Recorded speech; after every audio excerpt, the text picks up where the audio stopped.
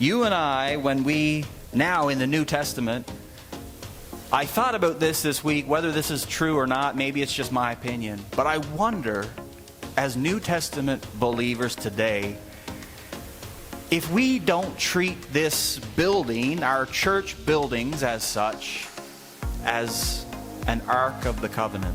This may sound like a crazy thought to you, but do we as believers fall into this false sense of theology that when we come here, God's presence is here? And it is. We say that and we sing it and we believe it based on God's word, because where we gather, God is with us. That is true.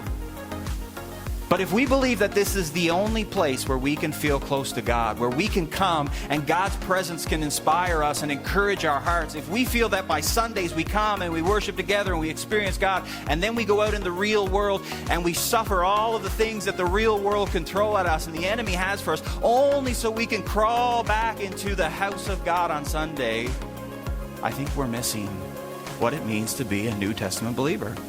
This is not the Ark of the Covenant. This is nothing special about this building other than the fact that we're here and that we're worshiping God together in it. But God made a way for us now to be able to take His presence everywhere we go. It is as if we have the Ark of the Covenant with us, because His Spirit dwells within us and we don't ever have to be apart from it. So when we're in our cars on Monday, Tuesday, Wednesday, Thursday, or whatever, you get the idea. When we're in the park, when we're with our kids at home, and all of those times, we still have God's presence with us.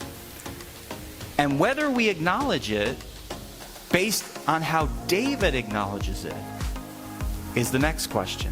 Do we realize we have God's presence with us? If we do, are we as excited and are we as happy and thankful as David was in that moment? To realize that it was one thing for him to be king. It was one thing for him to have all of this blessing and power, and for this rise to fame to be taking place, and for him to recognize that it was for God's people, not for himself, selfishly. All of that was good. Now, he's able to bring God's very presence to the place where His people were going to gather centrally, where He was going to rule the nation from.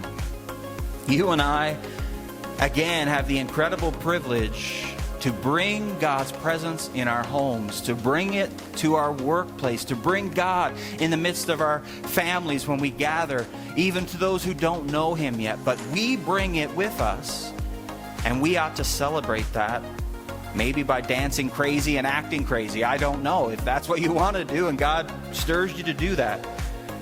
But don't be King Saul and say, I'm going to leave the ark at the house of Obed-Edom. I'll come back to it when I need God to help me with something and get me out of a jam.